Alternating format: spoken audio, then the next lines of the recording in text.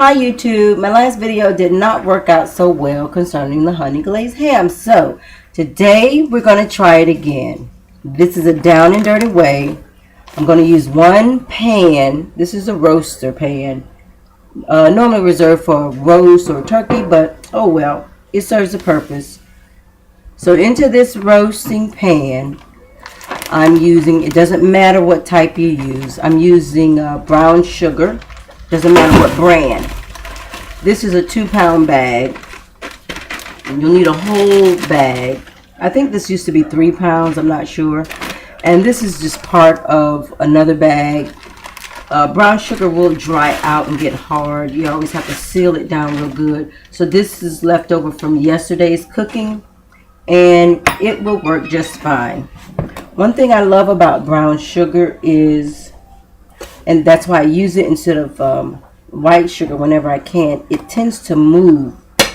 I'm going to try and bring this closer so you can see it. It appears to be alive. When you move it and you just kind of stir it around, it kind of moves.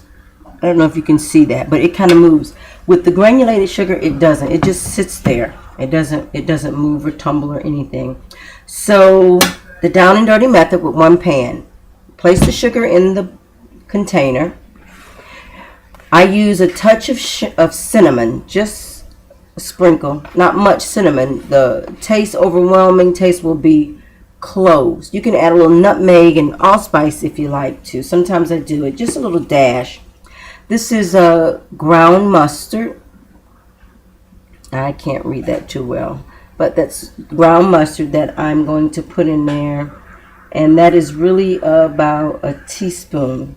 That's all that's left in there, so I'll dump that out. That's about a teaspoon of ground mustard. If you don't have ground mustard, it's a powdered mustard. Just use regular mustard. Yellow mustard will work. And this is cloves.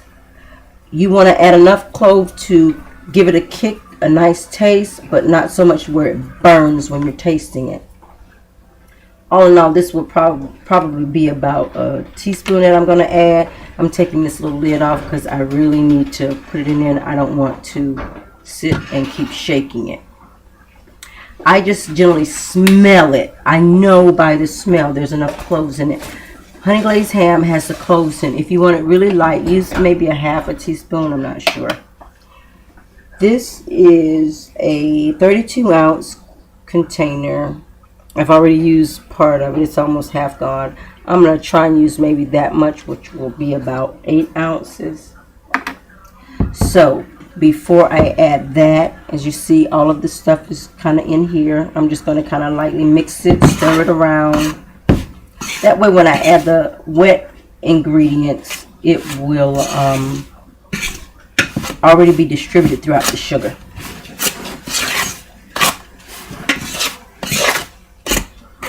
Just mixing it lightly. Let me tell you, no need to get all fickle with this, because when the heat hits this sugar, it's going to melt it. Then I just kind of put the honey in.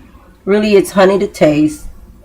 Well, almost half, not quite half. So that was about 10 to 12 ounces of honey.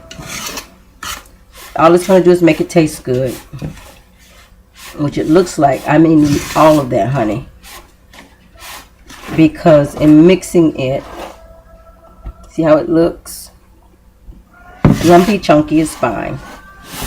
You just want to distribute the honey on the sugar, and yes, I'm going to use the rest of that. So that was about 16 ounces of honey. If you don't want to use that much honey, you don't have to. I just prefer to, if it's honey glazed ham, you may as well taste the honey.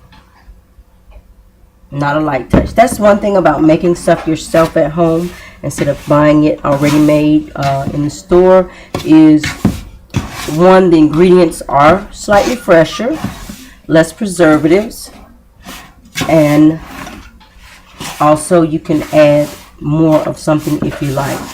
And I'll tell you a little secret. If you don't have time to make everything from scratch, then you can purchase the stuff already made in the store and add to it, like a box cake mix, and then add more flour and other ingredients like real butter, extracts.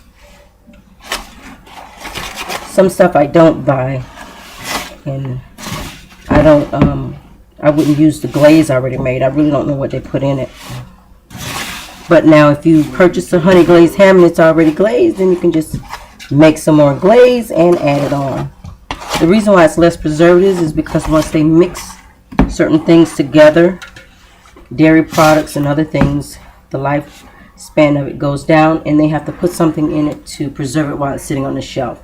So now you see it, it's all clumped together, and what you can see throughout it is the honey. So what I do is pull it to one side. I'm going to lay the ham in here, just on some, and then I'm going to add some between the layers of the ham. You don't have to be sweet about this, just putting the ham in. When the heat hits the sugar and the honey, it's going to dissolve. And it's going to act like you're basting it. It's going to go throughout.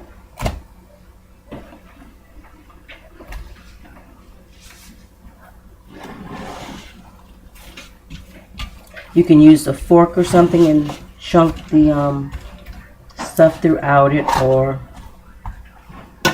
you can use your hands.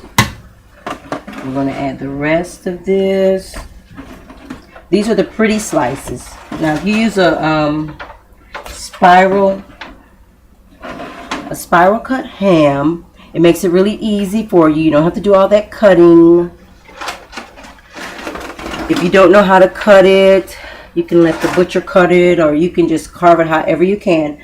When I first started learning to cook, my mother says, however you cut it, they will eat it. And they did. And so these are the smaller pieces from the ham. The other pieces were the large pieces. But when my family starts eating the this ham, it's all cut, and all they have to do is just help themselves. So that's all the ham. That's the spiral cut part of it, plus the part that comes off the end. Spiral cut just makes your job easier, and you only have to cut the stuff on the back end. It's kind of piled up, but no worries on that, because like I said, when the sugar melts, the sugar and the honey mixture melts, this is going to be floating and basking in the honey glaze. That's it. I'm going to put the lid on this.